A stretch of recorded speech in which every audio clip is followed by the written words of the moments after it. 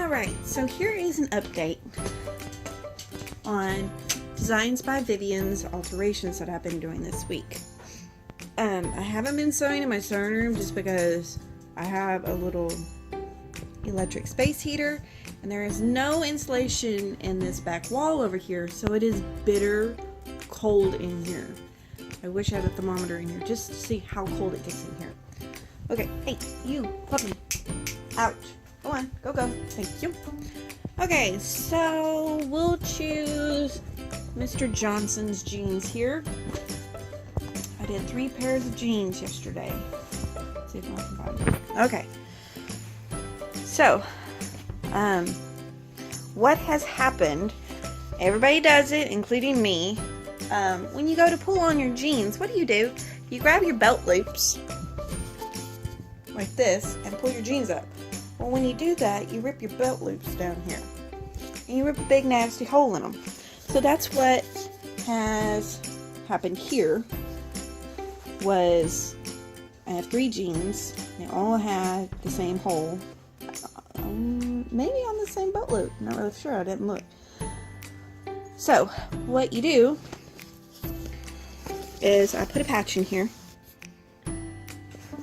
And I have this iron-on powder stuff that I sprinkled on top of the hole, and then I put my blue jean patch on top, and then I do they call it darning or threads painting, and on the outside of the jean I go back and forth, zigzag, zigzag, zigzag with my sewing machine and cover up and reattach the denim loose threads to my patch in the back, and it makes it, reinforces it. And then I sew the belt loop back on. I don't have a bar tack machine. I don't have the space in here for a bar tack machine. So I just go over a few times on the belt loop. Yes, it doesn't look like the top, but please don't tell me you guys get close to people's butts to inspect their belt loops. So, there were 3 of those. Let's see. This one was a little bit more of a pain in the booty, just because it was so close to the particular, I forget what they called it. But anyways, it was close to this stitching here. So it kind of makes it a little tricky when you're doing stitches, because you don't want to hit that because you'll break a needle. So I just, again, this hole wasn't that big, so I didn't have to use quite a big patch. So again, I sprinkled the powder on it, ironed the patch to it, and then I went over it with the threads.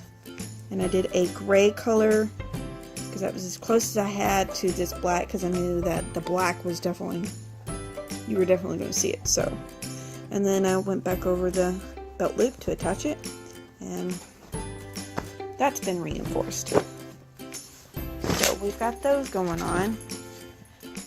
And what did we do on these? These I did had to do a hem. So I'll show you my hems.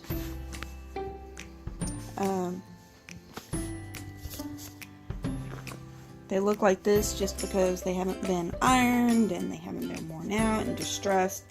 So that's why they don't look like this. You know, they got the pretty little lines and everything like that.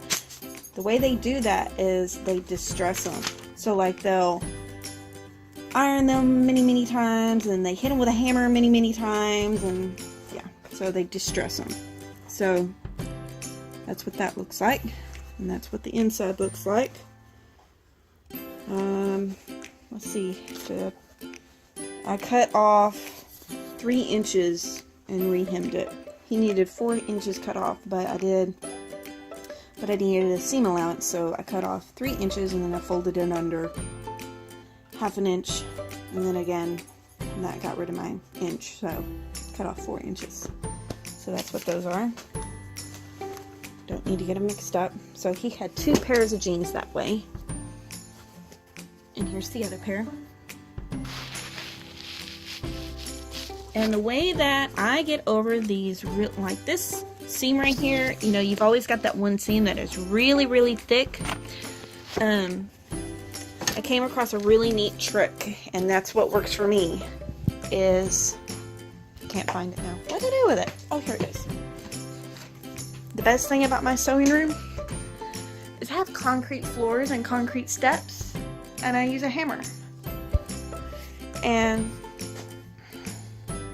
I hammer before I go to stitch or iron or anything. Once I get the excess cut off, I come over here with my hammer and I hammer that seam, and it flattens it out, and it makes it so much easier to fold over and pin and sew. Because otherwise I'd have like, sometimes I've had hems that thick and I'm like, how? There's gotta be an easier way. So lots of digging around. Finally found where they were like, oh, this, I want to say Chinese, but he may have been from Japan. I'll have to look at his page again. But he does jean alterations and stuff, and he was like, you take a hammer and you go whack, whack, whack. It works great. And then I had a zipper replacement. Now, I had already previously fixed temporarily her zipper pull. It had gotten pinched, so it wouldn't zip up anymore. So I piddled around with it and finally got the zipper pull to open up enough for her to get her zippers in so that she could zip it up, because she really needed that jacket in the next day. And I didn't have a zipper that was the right length for her coat. And she was like, well, I'm going to be going to Greenville. I'll pick up a jacket zipper, because Walmart, they don't carry stuff like that most of the time. So, this is the new zipper that I put in. Now, this is a 2-layer jacket. It's not a heavy coat. I mean, I guess it's a coat, but it's not a heavy coat. So there's a lining, of course, and then there's the outside fabric, and then there's this piping. I finally, like when I took all the stitches out, the piping, the outer layer, and the inner layer were all sewed separately. So I sewed the piping to the outside layer.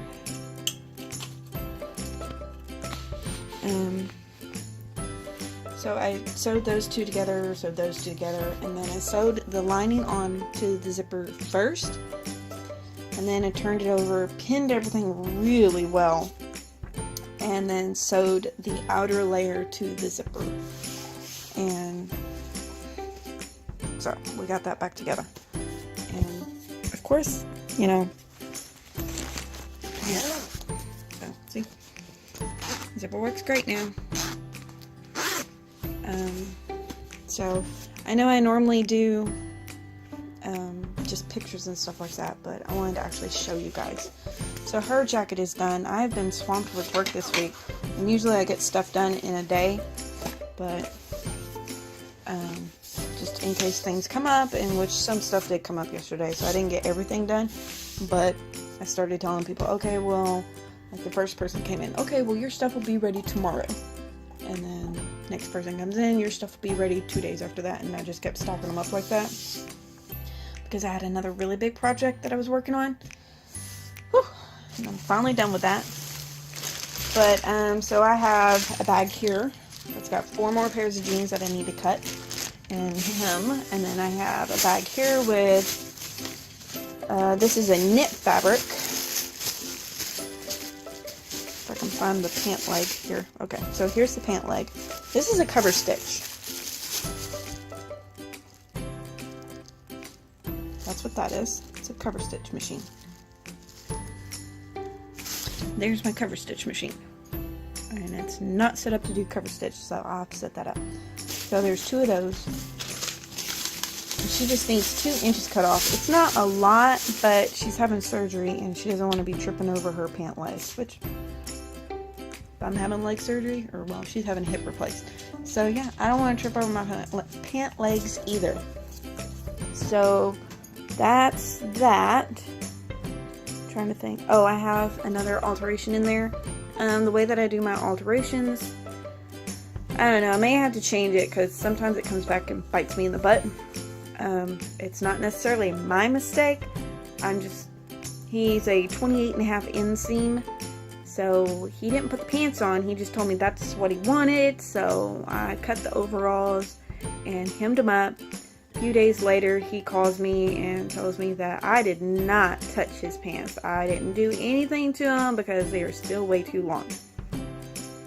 So, of course, I'm like, well, there's no charge if, you know, something like that happens. But I really prefer that people try on their pants and stuff like that so that I can measure them, so that there's no chance on, for the most part, for something to be messed up and you have to call me back and have something redone. So I don't charge for them to have to bring something back. And I understand that older folks, you know, it's cold and they don't want to have to try to change and stuff like that. And sometimes, you know, they may have a hard time trying to sit down or stand up, and, you know, they may feel like they don't want to do that. So, and that's fine. I don't have a problem with that.